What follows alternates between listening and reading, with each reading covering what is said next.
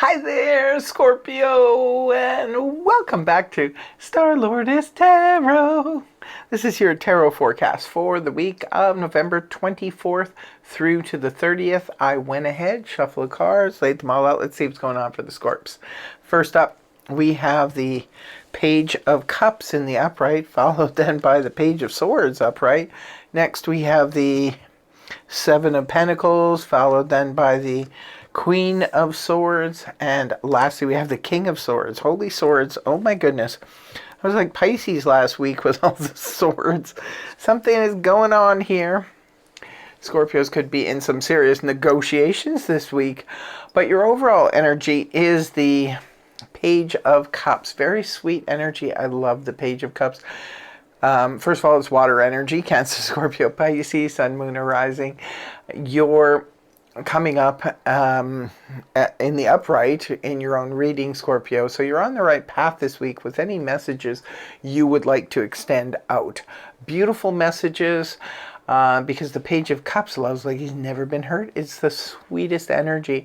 Sometimes it can represent emotional immaturity. It can represent having the best of heart conversations. It can represent heartful apologies and communication.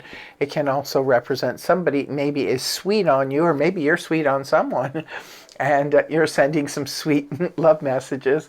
It can represent maybe one of your children or grandchildren is sending you incredible messages or doing something really, really sweet that just really, really, tugs at the heartstrings. Beautiful, beautiful energy. Right at the beginning of the week, you have another page, but this is a Page of Swords in the upright position. Gemini, Libra, Aquarius, Sun, Moon, or Rising.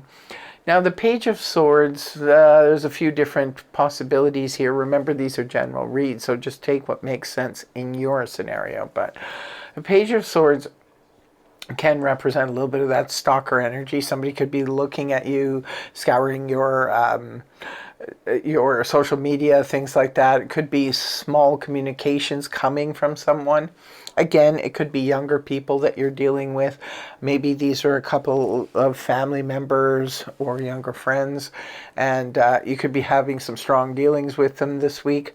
But the Page of Swords can sometimes make a lot of sense, like that sort of stalker energy around them can also make sense in terms of if you've applied for something. If you've applied for anything nowadays, they always do background checks, right? So sometimes the Page of Swords can simply show up as a background check, right? So that would make sense for some of you. For others of you, the Page of Swords could be giving news or information. Sometimes they're spreading rumors, but they don't have the full story. It could just be short communications where you're kind of scratching your head and going, well, what does that mean? Or it could be a message with something else to follow going forward. So there is some kind of message. It can be cryptic messages for some of you. Yeah, interesting. Now, the next card we have is the Seven of Pentacles. Like I tell people, don't get too up in arms. Say you're at work. Sometimes I equate this with, you're at work, you're at the water cooler, and people are communicating like they often do in the workplace, and then someone comes around with a rumor or a message, and they say, oh, did you hear? But they don't have the full story. You need to get more information. When it comes to the Page of Swords, a little bit of information is just not going to cut it. You need the full story. So the next card you have is the Seven of Pentacles in the upright, which is a card of reevaluating. Sometimes it's always really, really good to reevaluate, I believe, whether it's a 7-year relationship, 7-year investments, or even 7 months, or something that we put our time into.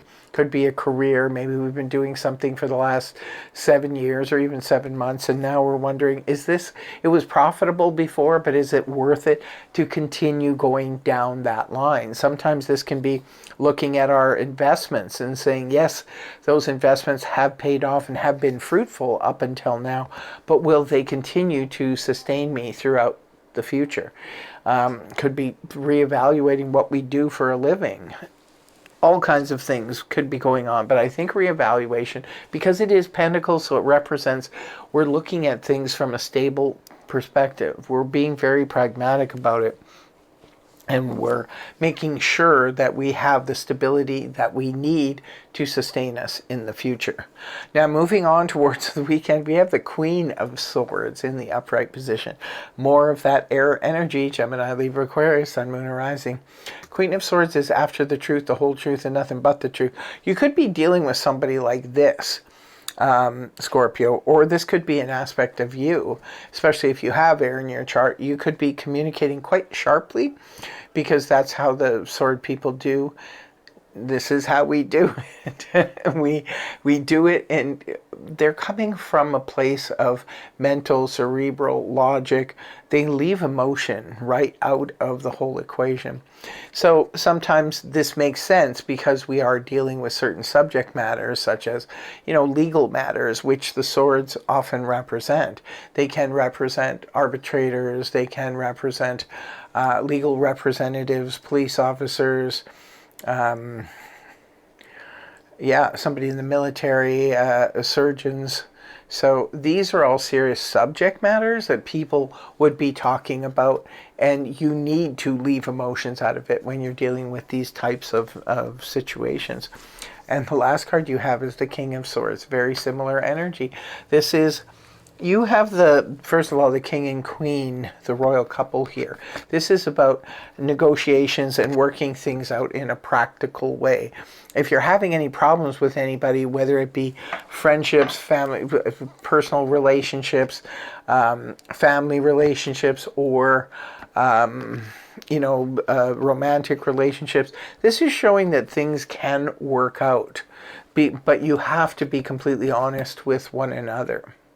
For others of you, like I said, you're in some tough negotiations here this week, and you're making sure that all the questions you have are answered honestly. And it could be vice versa. Others are asking you for complete honesty this week as well.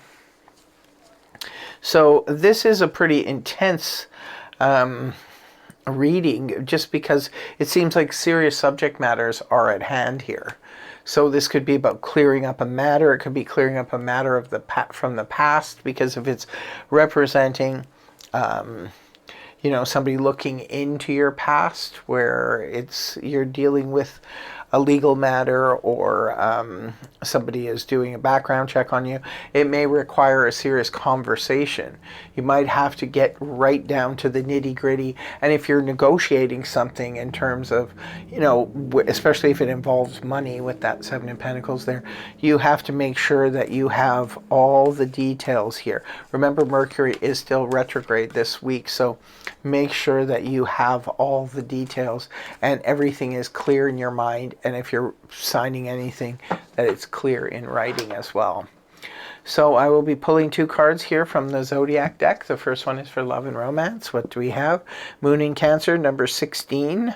It says a sensitive, impressive phase. Oh no, a sensitive, it's very dark in here, I guess, introspective phase. So Cancer could be the love interest. It could be that a Cancer introduces you to a new love.